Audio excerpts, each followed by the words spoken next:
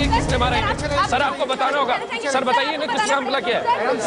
Sir please बताइए sir किसने हमला किया, बताइए सर बताइए सर आप बताइए, आप मीडिया के ताकत नहीं जानते सर? हम सब नोएडा की आईटी प्रोफेशनल लिंकन पर नोएडा के सेक्टर 31 में दिन दहाड़े जानलेवा हमला हुआ। देखिए, पेशेंट की कंडीशन बहुत ही सीरियस है, बहुत ब्लड लॉस हो चुका है।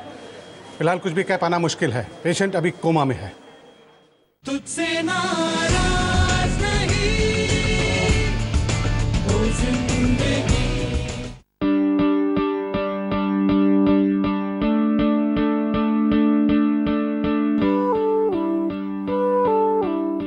जिंदगी में कुछ अलग करना था, कुछ ऐसा जो काम ना हो, जीने की वजह।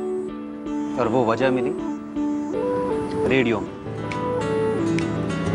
अपने शो में मैं जाने कितने ही लोगों से मिला,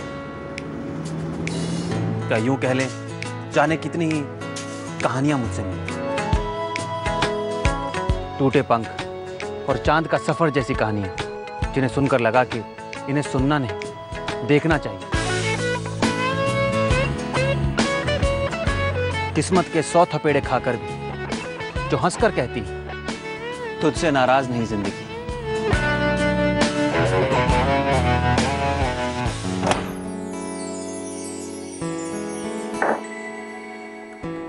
लिंकन, आइए, नमस्कार, बैठिए। कैसी हैं आप लिंकन? तो आज का हम सवाल जवाब शुरू करेंगे हमारे। आपको कुछ भी ऐसा लगे कि आपको जवाब नहीं देना है या बड़ा अनकंफर्टेबल फील करती हैं, मुझे बता दीजिए, हम नहीं सवाल करेंगे। शुरू करें? चलिए, तो मैं अभी ऑन एयर जाऊँगा, शुरू करूँगा और सीधा दर्शकों से बात करेंगे। चलिए।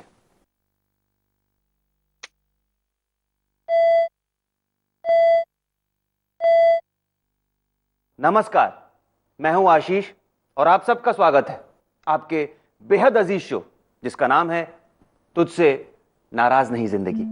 दोस्तों, हम अक्सर अपनी इस भागदौड़ भरी जिंदगी में इतना उलझ जाते हैं कि हमें हमारे आसपास की दुनिया दिखाई नहीं देती। और इस बात का एहसास मुझे तब हुआ जब मैंने कुछ ऐसे बहुत ही खास लोगों की लाइफ की कहानी के बारे में जाना।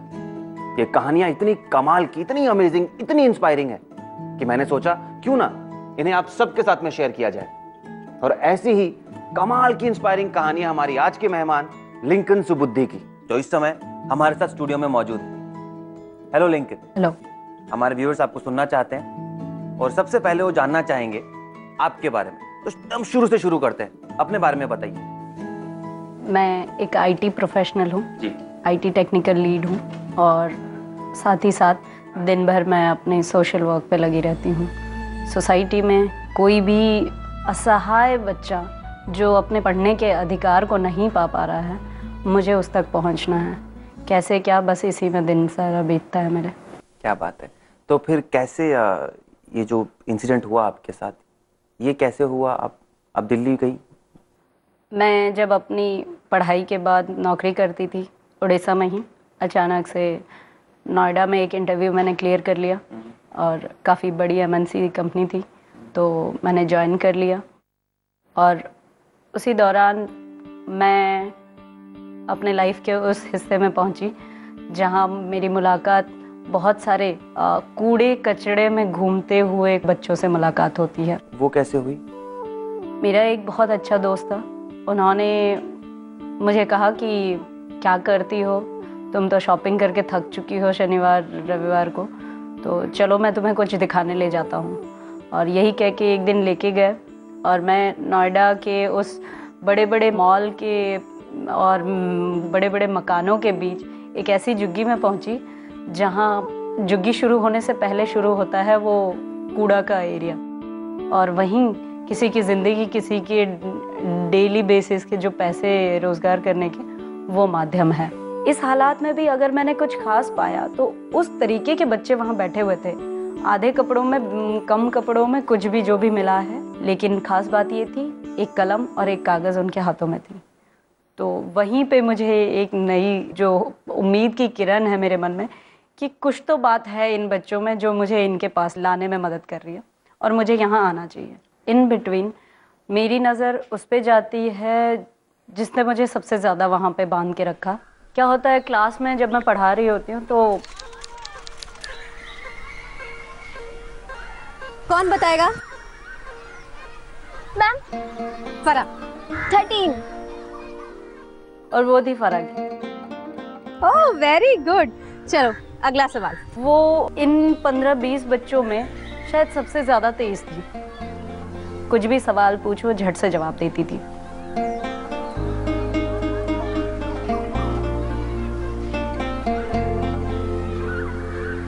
हो गया?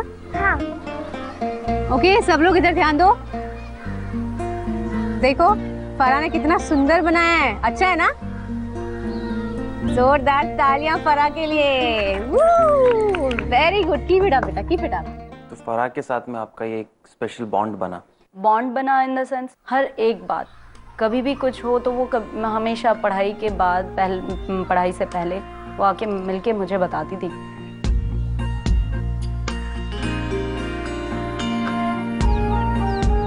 तो आपको बेसिकली इन्फॉर्म रखती थी वो, नॉट जस्ट स्टडीज बट उनकी जिंदगियों में जो चल रहा है। तो वो हर एक चीज के बारे में मुझसे बातें करती थी।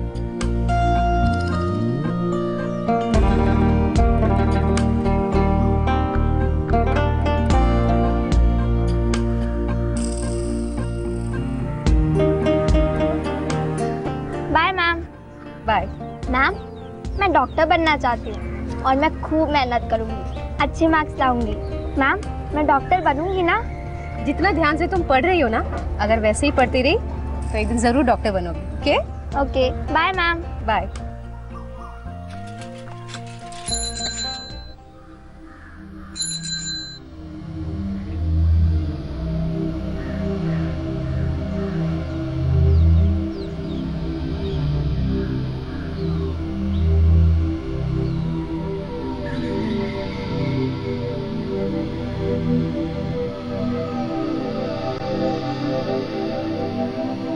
अरे क्या हुआ? चलना, चल। क्या हुआ? चल चल, चलना, चल। क्या हुआ? चल, अरे चल। अरे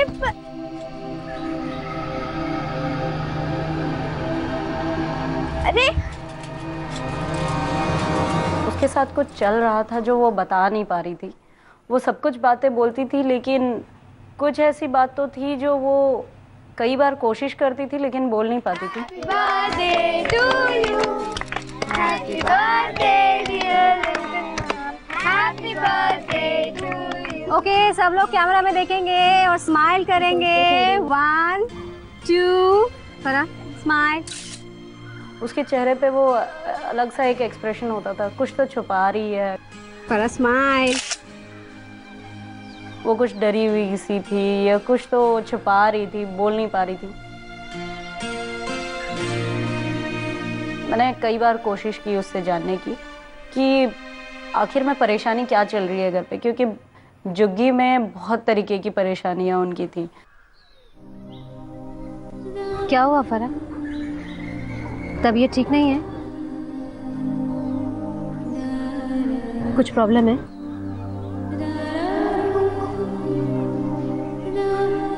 नहीं, कुछ नहीं। तो मुझे लगा कोई तो परेशानी है घर पे, माँ बाप में लड़ाई झगड़ा होता है वो हो रहा है या इसे कोई डांट रहा है, क्योंकि इनके घर में अगर कोई पढ़ा लिखा था तो सिर्फ यही थी।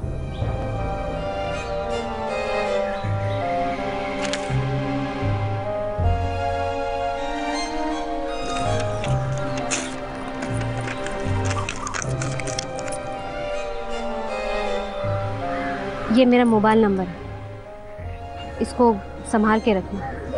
अगर कभी भी ज़रूरत पड़े तो मुझे फ़ोन कर लेना। संभाल के रखना, ठीक है? मैंने ये चीज़ बस नोटिस की कि वो कुछ बात बोलना चाह रही है लेकिन वो निकाल नहीं पा रही है अपने मन से।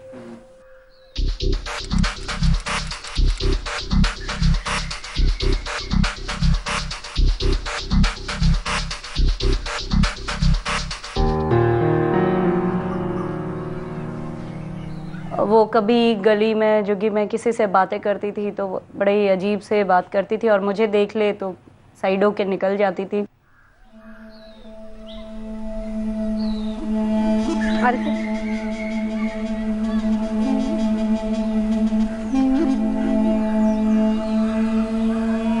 पे किसी ने कुछ कहा क्या तुमसे? वो आदमी जो कल तुमसे बात कर रहा था वो कौन है?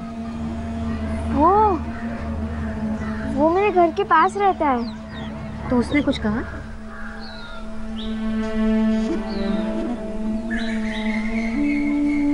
कुछ तो हुआ है ना बेटा? अपनी मैम को रिंग बताओगे? बोलो। इस दौरान मेरी तबीयत ख़राब होती है और कुछ दिनों तक मैं आ नहीं पाती, और करीब 1 हफ्ते बाद जब मैं दोबारा जाती हूँ school. Good morning teacher. Good morning, बैठो।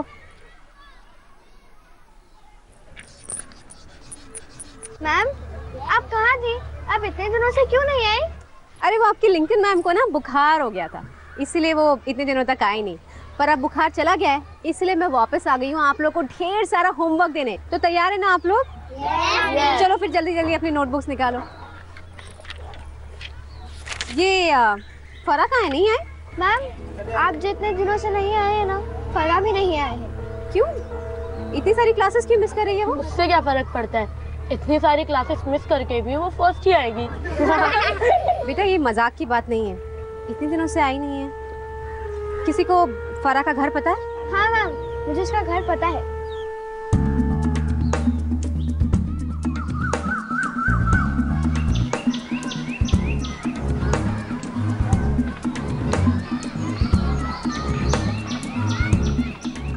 तो लिंकन एक ऐसी अनजान लड़की जिससे आप हाल ही में मिली हैं, उसके लिए एक ऐसी बस्ती में जाना जो जैसा कि आपने कहा वो सेफ नहीं थी, आपको डर नहीं लगा?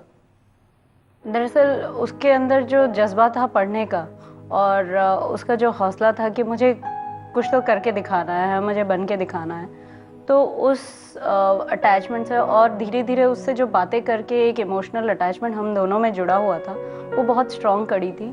और उसके साथ होते हुए हर हालात से मैं वाकिफ़ थी। तो झुग्गी में जाना हमेशा से एक चैलेंज है। वहाँ गंदी नाली थी, बहुत ज़ोरदार की बदबू आती थी, कोई कुछ भी उठा के कभी भी फेंक देता था, आप चलते रहो फेंक देगा, चलते हुए लड़के टक्कर मार देंगे, कोई कुछ भी कर सकता था वहाँ।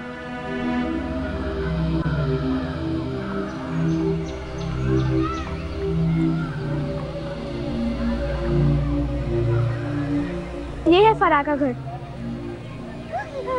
Thank you. रखता दे। एक मिनट।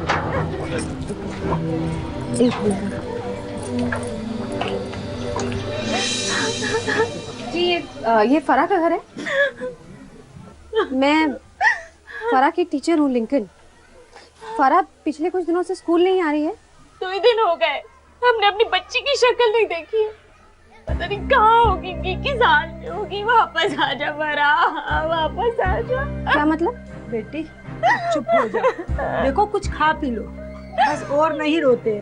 पता नहीं कहाँ होगी, हम कहाँ जाके ढूंढे उसको। पुलिस में भी गए थे हम, दरोगा साहब तो बस एक ही बात बोल रहे हैं, 2 दिन और देख लो, कहाँ जाए। देखिए आप चिंता मत कीजिए, हम हैं ना, हम लोग फरा को ढूंढ निकालेंगे।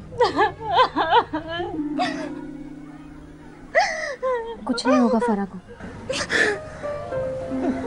आप हिम्मत रखिए, हम उसका पता लगा लेंगे।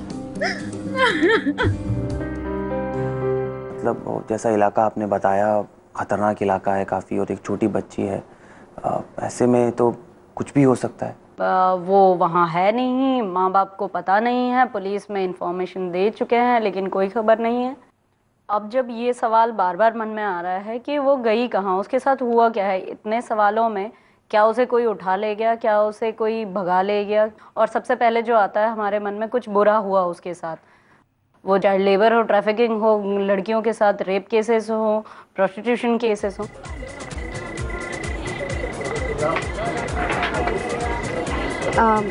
इस लड़की को कहीं देखा है आपने? नहीं। इसको कहीं देखा? इस लड़की को कहीं देखा? तो लिंकन, आपके पास तो वहाँ पर बहुत सारे बच्चे आते थे, इस बच्ची के साथ में ऐसा क्या खास लगाव था कि आपने एकदम ठान लिया कि बस अब तो उसकी खोज में आप निकल पड़ी? मुझे शायद उसके अंदर वो जज्बा दिखाई देता था कि मैं आज जिस जज्बे से वहाँ लड़ाई कर रही हूँ या उस जगह में हूँ, और उसके अंदर वो चिंगारी है कि वो बाकी बच्चों में भी वो उत्साह ला सकती थी पढ़ने के लिए। अब वो गई कहाँ, अचानक कैसे गायब हो सकती है? तो अब मैंने बस यही ठान लिया था कि मुझे फ़राह किसी भी हालत में चाहिए।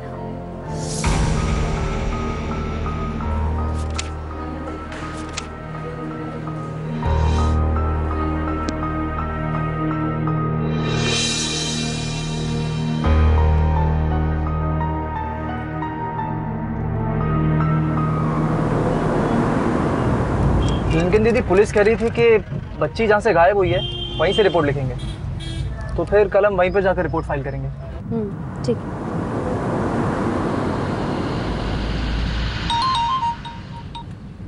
Hello Lincoln madam. हाँ जी, कौन बोल रहे हैं? देखिए, आपके भले के लिए फोन कर रहे हैं हम। आप पढ़े लिखे लोग हैं, आईटी वाले हैं, तो कंप्यूटर से खेलिए ना। ये समाज सेविका बनने जाएंगे ना तो एक दिन समाज से बेदखल हो जाएंगी आप।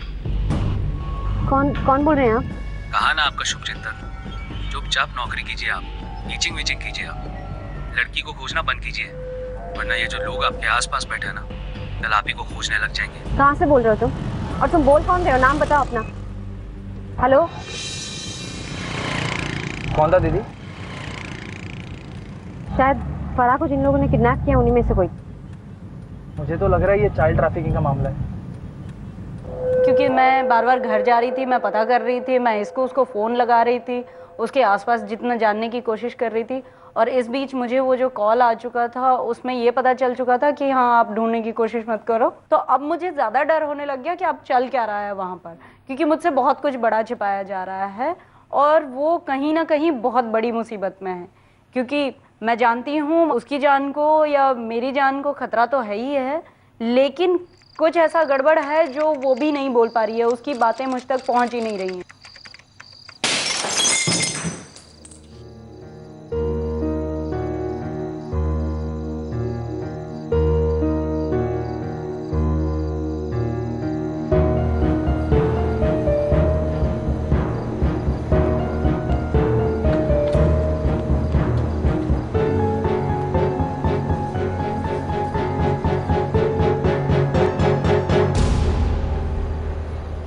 तो लिंकन, आप तो अपनी कोशिशों में लगी हुई थी फराह को ढूंढने के लिए, जो भी कुछ आप कर पा रही थी कर रही थी, लेकिन जाहिर सी बात है एक 12 साल की छोटी सी बच्ची गायब है, तो घर वाले भी उतना ही परेशान होंगे।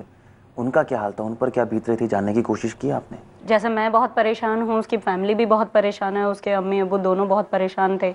उस दिन भी जब मैं गई थी तो उसकी अम्मी रोती हुई दिखी थी, परेशाान थी। पुलिस में बताया, हर एक चीज़ किया हुआ है, पर कुछ पता नहीं चला है। तो मुझे ये लगता है कि मुझे जाना चाहिए, उनसे मिलना चाहिए एक और बार। तो मैं और रोहित हमारे ही वॉलंटियर ग्रुप में से कुछ वहाँ पहुँचे।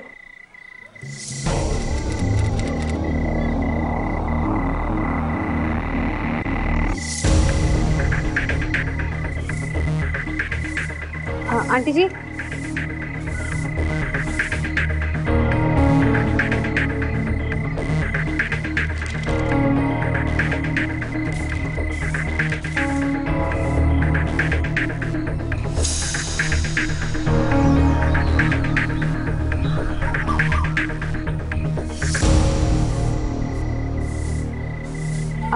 आंटी कहाँ गए वो लोग, कुछ पता है आपको?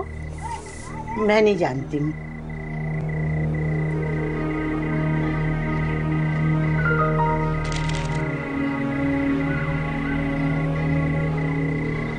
चलो उनसे पूछते हैं।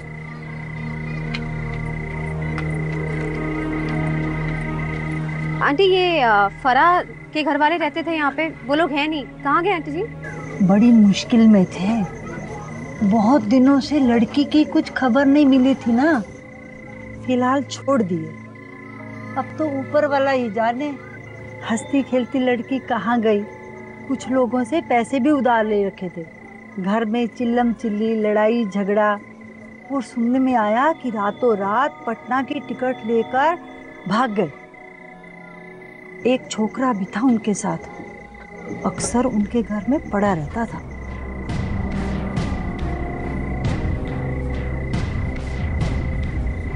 Thank you aunty. वो अचानक गायब हो जाती है, फिर अचानक माँ बाप गायब हो जाते हैं, तो अब मुझे ज़्यादा डर होने लग गया कि अब चल क्या रहा है वहाँ पर।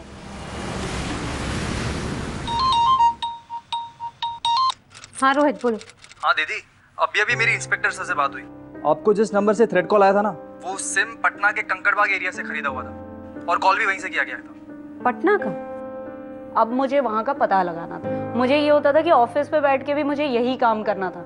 मुझे मेरे ऑफिस के काम के अलावा मुझे नेट पे ये निकालना था कि वहाँ हम किसके थ्रू क्या पता लगा सकते हैं, एक बच्ची को कैसे ट्रेस कर सकते हैं हम। तो यही चीज़ों के लिए मैंने क्या किया, नेट पे सर्च किया, अपने वॉलंटियर से कहा आप मुझे पता लगा के बताओ हम इस बच्ची को ट्रेस कैसे कर सकते हैं।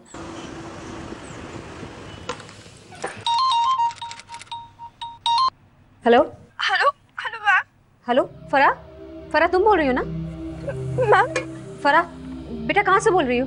मैम मैम मेरी शादी करवा रहे हैं मैम। मैम मुझे ये शादी नहीं करनी है मैम। फरा, फरा टेंशन मत लो, ऐसा कुछ नहीं होगा, मैं आके तुम्हें ले जाऊंगी। तुम बताओ कहाँ से बोल रही हो? मैम मैं पटना से बोल रही हूँ। मैंने आपको फोन करने की बहुत कोशिश की, लेकिन मैम आपका फोन ही नहीं लग रहा है मैम। अभी मैं आपको फोन कर पाई हूँ। फरा क्या क्या हो क्या रहा है वहाँ पे? कौन शादी करवा रहा है तुम्हारी? मैम मेरी अम्मी। मैम वो मेरी शादी करवा रही है इस हफ्ते में मैम। मैम मुझे बहुत डर लग रहा है मैम। मैम प्लीज आप मुझे यहाँ से आकर ले जाइए मैम। मैं तुम्हें लेकर जाऊंगी। तुम मुझे बताओ, तुम्हें पता है, तुम एड्रेस पता है वहाँ का, जहाँ रह रही हो? बोलो। हाँ ma'am Patna Kankarbagh bus stop के पीछे। एक मिनट मैम कोई आ रहा है मैम। मैं फोन रखती हूँ। हेलो फरा, एक मिनट। शंकर बाग, हेलो हेलो। अब मैं हूँ नोएडा में, वो है पटना में, और कहाँ वो जो गांव का नाम ले रही है वो भी मुझे नहीं पता।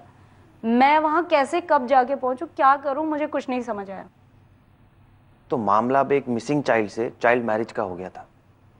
लेकिन एक बात मेरी भी समझ के बाहर है कि एक माँ अपनी छोटी सी 12 साल की बच्ची के साथ इस तरह की जबरदस्ती क्यों करेगी?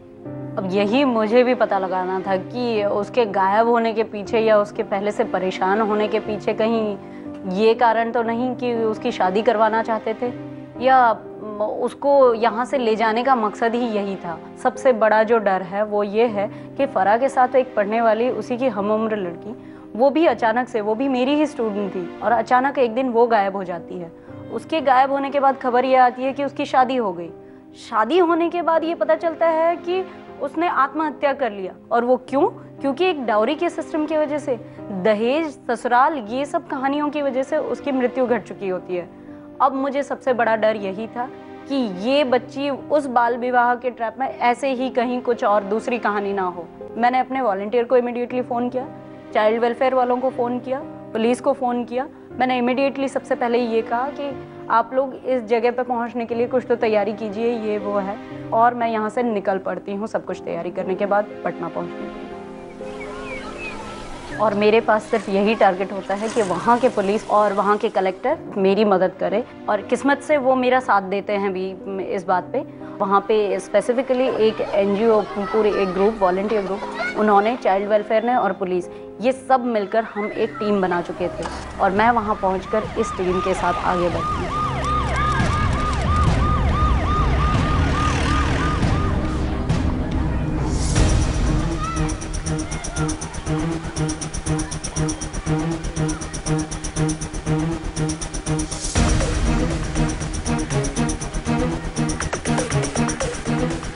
फारा यहीं रहती है ना?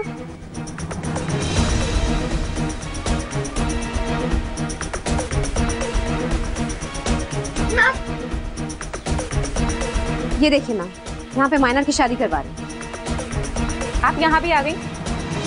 आप इसका स्कूल में ख्याल रखती हैं, ये बहुत अच्छी बात है। लेकिन अभी पूरी जिंदगी तो स्कूल में नहीं बैठी रहेगी ना। इसका अब क्या कहाँ अच्छा है ये हम बहुत अच्छी तरह से जानते हैं। मैम मैम मुझे यहाँ से ले जाओ मैम। मैं सिराज के साथ शादी नहीं करूंगी मैम।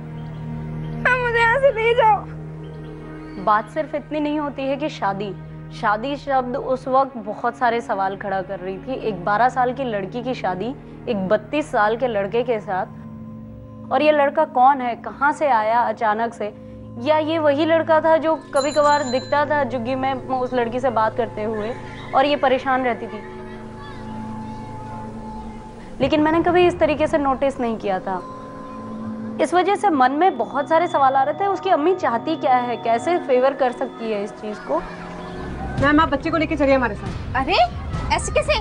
ठीक है। अरे अरे ऐसे कैसे लेके जा सकते हो? रुकिए आप लड़की को इस तरह से कैसे लेके जा सकते हैं? आपको कोर्ट के ऑर्डर्स लेके आने पड़ेंगे। हाँ, और वैसे भी मैं एक अनजान औरत के साथ अपनी बच्ची को कैसे जाने दूंगी? मैं इसकी माँ हूँ इंस्पेक्टर साहिबा। माँ हो तो क्या हुआ, माइनर की शादी के जुर्म में आपको सजा भुगतनी पड़ेगी और आपको भी जेल जाना पड़ेगा।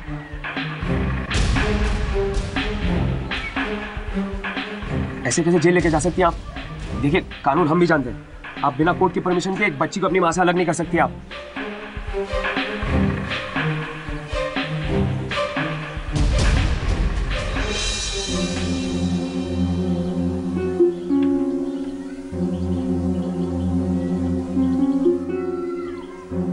देखिए मैम, वो जो बोल रहा है वो बिल्कुल सही बोल रहा है। एक नाबालिग बच्ची की पेरेंट्स की परमिशन के बिना उसको कहीं पे भी ले जाना एक जुर्म है। आई एम रियली सॉरी, पर आप उसको अपने साथ नहीं रख सकती। लेकिन मैम इस बात की क्या गारंटी है कि वो लोग इसके बाद उसकी शादी कराने की कोशिश नहीं करेंगे? एक सॉल्यूशन है मेरे पास।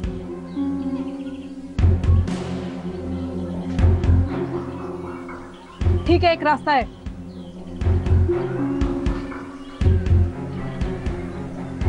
आपने इस अंडरटेकिंग पे अंगूठा लगाया है, मतलब आप उसकी शादी नहीं करा सकती हैं और ना ही आप उस पर कोई दबाव डाल सकती हैं। और अगर आपने ऐसा किया तो आप पे डायरेक्टली हैरेसमेंट का केस बनेगा।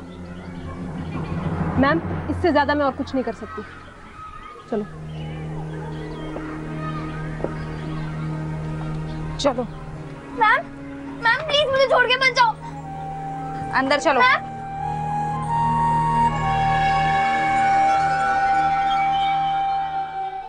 यू नो लिंकन, हमारे देश की ना सबसे बड़ी आयरनी यही है, या तो हम कानून के पास जाते ही नहीं हैं, और अगर चले जाते हैं तो कानूनी तरीके से की गई चीज़ों की भी अपनी मजबूरी, अपने लिमिटेशंस हैं। तो वो जो अंडरटेकिंग मिली थी फराह को, क्या उससे उसके हालात में किसी भी तरह का कोई भी सुधार आया था? दरअसल मकसद ये नहीं था कि वो अंडरटेकिंग, वो सज़ा, इस वक्त कुछ भी समझ नहीं आ रहा था। इस वक्त बस टारगेट ये था कि किसी भी तरीके से वो इस मुसीबत से बाहर निकले। मुझे बस ये टारगेट था कि वो एक शादी से कैसे बच जाए और दूसरे शादी के बचने के बाद वो कैसे वापस आए, क्योंकि वो मैं ला नहीं सकती, मेरी भी अपनी मजबूरियाँ है, कानून की अपनी मजबूरियाँ है, लेकिन कई बार हम हेल्पलेस हो जाते हैं। तो आज मैंने आप लोगों को जितना समझाया,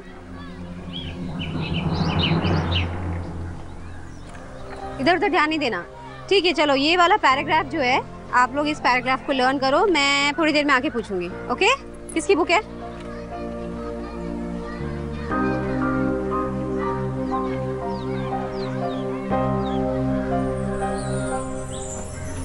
तुम ठीक हो ना बेटा? क्या हुआ है फराह? कुछ तो है जो तुम मुझे बोल नहीं रही हो। बोलो क्या हुआ? सिराज वो मेरा पीछा ही नहीं छोड़ रहा। क्यों? अब क्या हुआ उसे? अम्मी कहती है कि वो मेरा होने वाला पति है। आज नहीं तो कल मुझे उससे शादी करनी होगी। मैम आप मेरे साथ तो नहीं छोड़ोगी ना? नहीं बेटा, मैं तुम्हारा साथ कभी नहीं छोड़ूंगी, ठीक है? मैं हमेशा तुम्हारे साथ रहूंगी।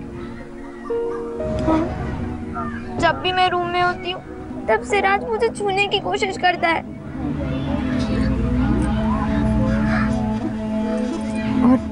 और क्या करता है वो? एक दिन मैं कपड़े बदल रही थी और उसने पीछे से आकर मुझे पकड़ लिया। मैं जोर से चिल्लाई और वहां से भाग गई। और तुमने अपने अम्मी अब्बू को बताई ये बात? अम्मी मुझे कहती है कि मैं उससे झगड़ा नहीं करूं, और वो तो उसी की मानती है। और अब्बू तो कुछ कहते ही नहीं है। बेटा अभी तुमको बहुत हिम्मत से काम लेना है, ठीक है? डरना नहीं और चौकन्ना रहना, ठीक है? घबराओ मत।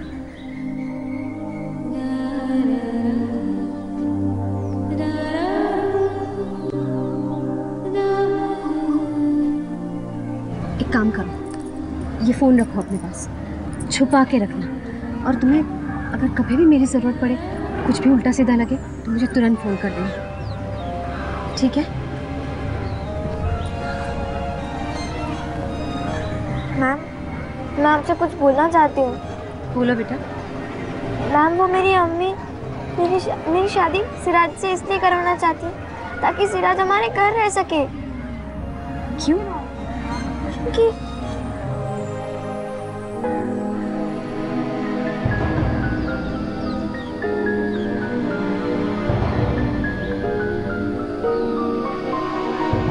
मैं आपसे कुछ बोलना चाहती हूँ। बोलो बेटा। मैम, वो मेरी अम्मी मेरी शादी सिराज से इसलिए करवाना चाहती है ताकि सिराज हमारे घर रह सके। क्यों? क्योंकि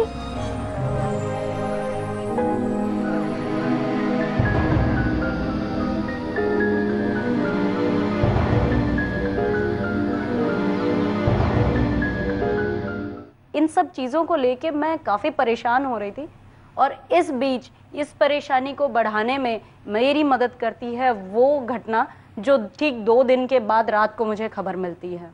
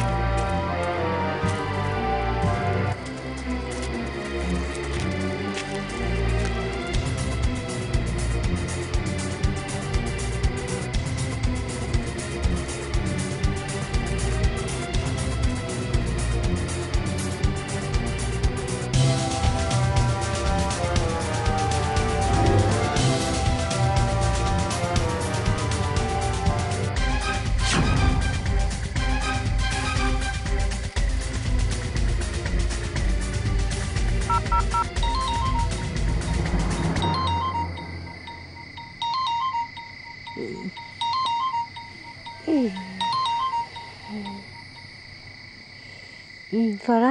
हेलो हेलो मैम, मैम वो फरा। हाँ बेटा, क्या हुआ?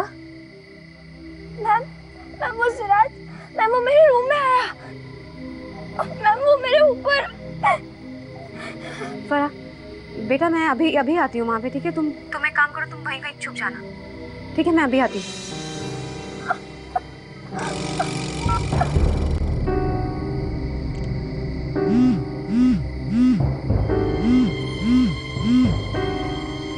रोहित,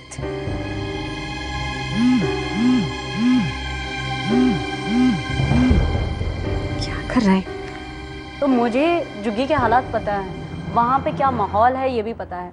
हो सकता है कोई मेरी मदद को आए, हो सकता है कोई मेरी मदद को ना आए। मुझे सबसे पहले खुद को अपने सुरक्षित लेकर आगे चलना है, क्योंकि पहले ही काफ़ी सारी चीज़ें हो चुकी जिनकी वजह से मुझे काफ़ी कुछ थ्रेट है कि हाँ भाई, मुझे थोड़ा सा अलर्ट रहना चाहिए। और इसी वजह से मैंने ये सोचा कि रात को ना जाके मैं सुबह जाऊँ।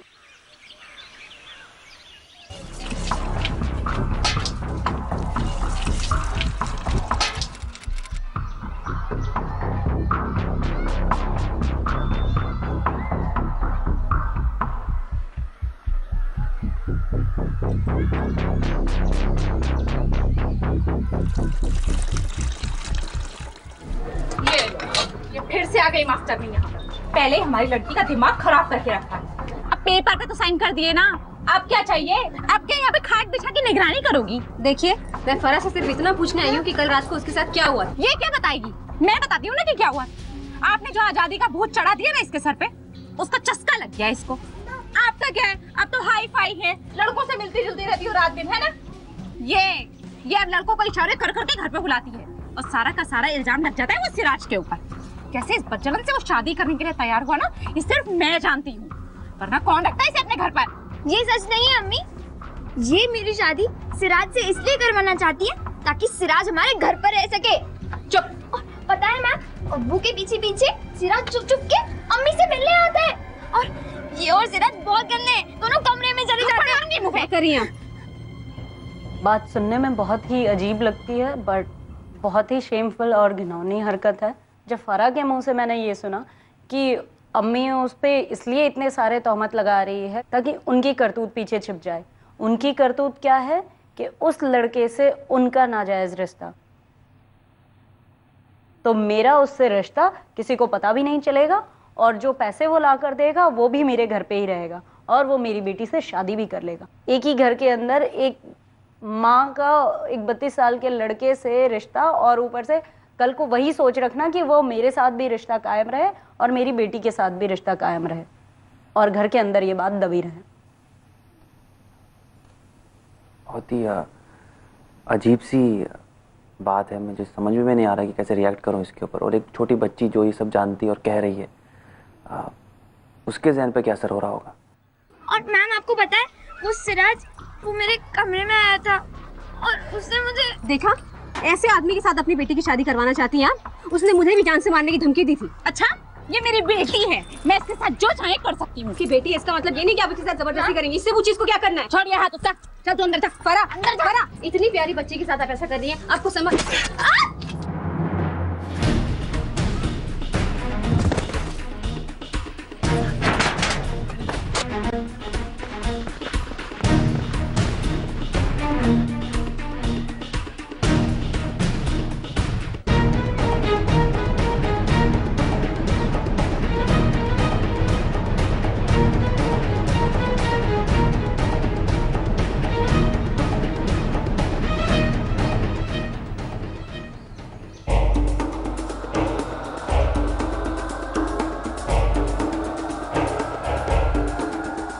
और किसी का घर, किसी की गली कुछ नहीं दिखाई देता है। मुझे ये है कहीं तो मैं भाग जाऊं। दिमाग उस वक्त कुछ काम नहीं कर रहा है कि मैं जाऊंगी कहाँ।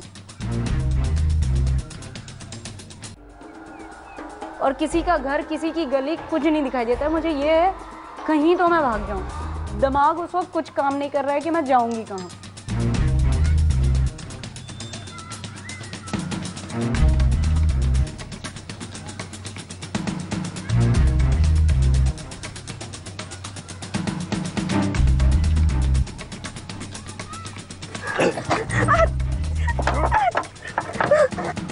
लिंकन मैम,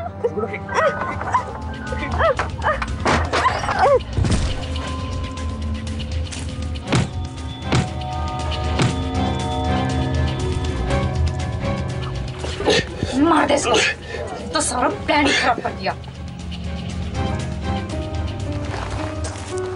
मार दे इसको, मार दे इसको।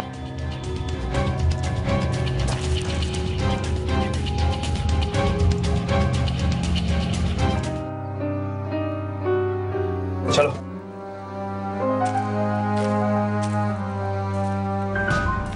राज, मुझे लगता है मरी नहीं है।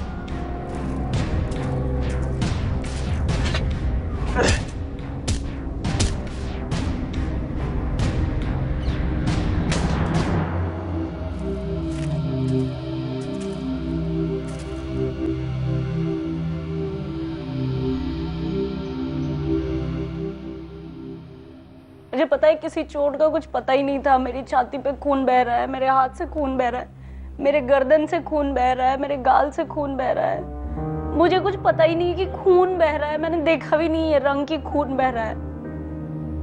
और लाइक ये फट चुका है, मेरे साथ कुछ हो चुका है, मुझे पता ही नहीं है। मैं हेल्पलेस हूँ, हाथ जोड़ के भीख भी मांग रही हूँ कि मुझे छोड़ दो, मैं कुछ नहीं कर सकती, मैं कुछ नहीं बताऊंगी किसी को। आखिरी वक्त में मैंने हार भी मानी कि अब बस मुझे छोड़ दो, मैं किसी को कुछ नहीं बताऊंगी। और तब भी लाइक वो सबसे गंदगी की बात ये थी कि इतना बड़ा दिल्ली नोएडा का सबसे बड़ा नाला जो है, उस नाले के किनारे एक पायखाने में मेरी मौत हो रही है। वो जो झुग्गी का गंदा पायखाना है, कोई भी जाता है कुछ भी है ना, उसमें पर्दा है ना दीवार है ना कुछ है। ईंट 4 रखे हुए हैं, वैसी जगह पे मैं मर रही हूँ। अरे गला दबाना, मुझे तब एक्चुअली एक जानवर की फीलिंग आई बस, कि एक बकरे या कुत्ते की मौत है, वो जो चिकन की मौत होती है ना, मुर्गी की, वो वाली मौत मैं मर रही हूँ। उसके बाद उससे पहले कोई पेन मुझे कभी फील नहीं हुआ। अब भी बस यही होता है कि मतलब इतना बुरा, इतना गंदा वो कर कैसे सकते हैं उनके हाथों से, और एक माँ हो के उसका हाथ जा रहा था ऐसा करने के लिए। बताइए किसने मारा है? सर आपको बताना होगा।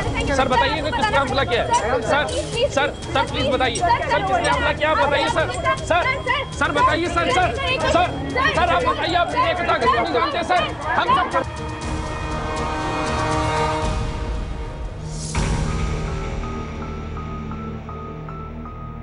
प्रॉपर होश जब आया ना, मैंने डॉक्टर से सबसे पहले ये पूछा, उसने मेरे साथ कुछ गलत तो नहीं किया ना?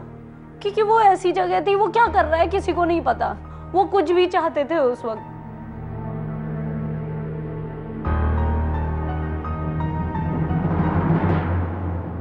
तो लिंकन, हमने ये तो जाना कि आपके साथ क्या हुआ, लेकिन अब तो बात सबके सामने थी।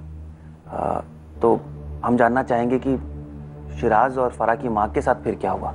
उन्हें सजा मिली, क्या हुआ? उस दिन मुझे हॉस्पिटल में ले जाने से पहले सबसे पहले एफआईआर की ज़रूरत पड़ी थी, तो एक एफआईआर लिखवाया गया और अटेम्प्ट टू मर्डर केस किया गया उसकी माँ और सिराज के दोनों के नाम पे। और इमीडिएटली पुलिस पूरी छानबीन में लग गई, क्योंकि ऊपर से ऑर्डर भी आ चुका था। उस हॉस्पिटल के लोकल जो चेयरमैन थे वो लोकल विधायक थे, तो उन्होंने आगे कार्रवाई काफ़ी तेज़ी कर दी थी और पुलिस ने वो छानबीन शुरू करते वक्त। लेकिन तब भी रोल मेरे बच्चों का आता है, क्योंकि उसकी माँ जहाँ छिप गई थी वो मेरे बच्चे ही उसे ढूंढ कर लाते हैं और पुलिस के सामने, पुलिस के हवाले करते हैं। तो उसकी माँ जेल के अंदर गई और ये लड़का फरार। और कहानी ऐसे जाती है कि वो 2-3 महीने जेल में है, उसकी माँ को अचानक पेट की कुछ बीमारी होती है और वो जेल में मर जाती है।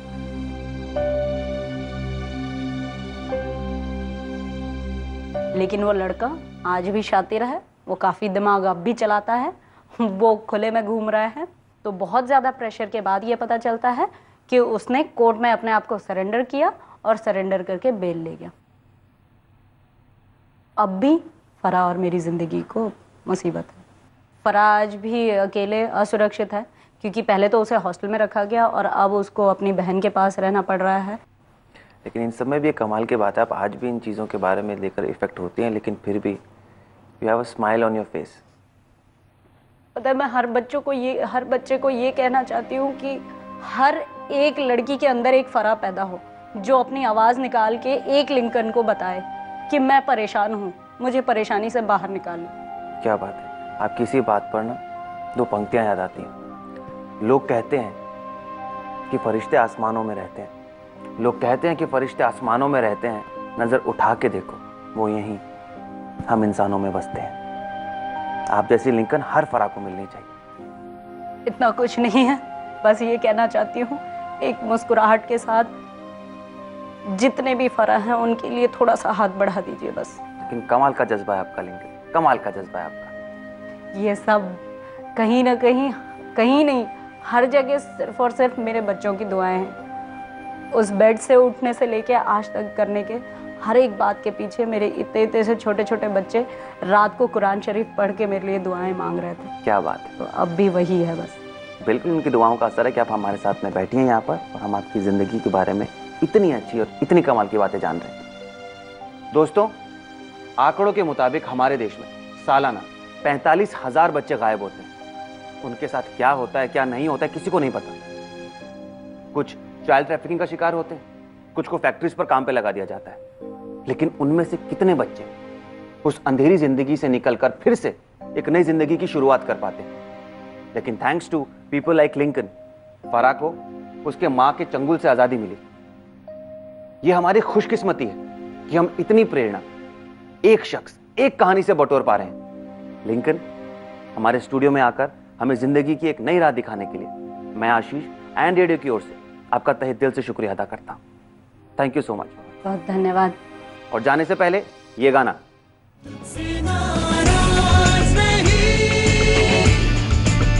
जिंदगी